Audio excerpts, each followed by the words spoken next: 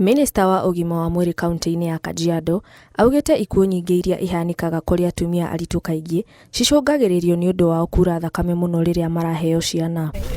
Nĩguo kũhũrana na thĩna ũyũ, Ministry ya ũgima wa mwĩrĩ ĩnyitanĩire na ikundi tarĩ cia thirikari nĩ irehete mũbango wa kũgirĩrĩria ikuũ ici kũhanĩka makĩhũthĩra gĩtambaya kĩa mwanya kĩrĩa mũtumia arohwo nda-inĩ yake nĩguo kĩhote kũnyitĩrĩra nyũngũ ya mwana ĩtige kura mũno atanatangĩkĩrwo nĩ arigitani. Today we are here in Kajiado to start a journey on ending postpartum hemorrhage, which is the leading killer of women in Kenya, or the leading cause of maternal deaths in Kenya and Africa as a whole.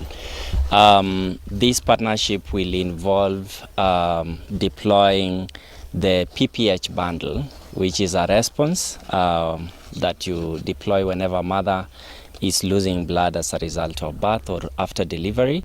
Gĩtambaya gĩkĩ kĩa ũrigitani gĩkũheanwo mathibitarĩ-inĩ mothe kaunti-inĩ ya Kajiado na makĩria matũũra-inĩ marĩa matakoragwo na ũrigitani wa mwanya.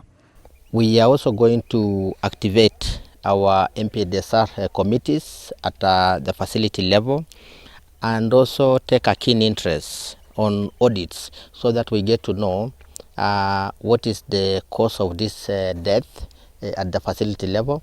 But our main aim today is because PPH has been the leader or the lead cause of the same, with the receiving of the kids and the training related to it to our healthcare workers. Nĩ ũndũ wa ũnyitanĩri ũcio, mwĩhoko nĩ ũracokererio kũrĩ atumia aritũ nĩ amu nĩ mekũgunĩka kumana na mũbango ũyũ. These garments are deployed across health facilities.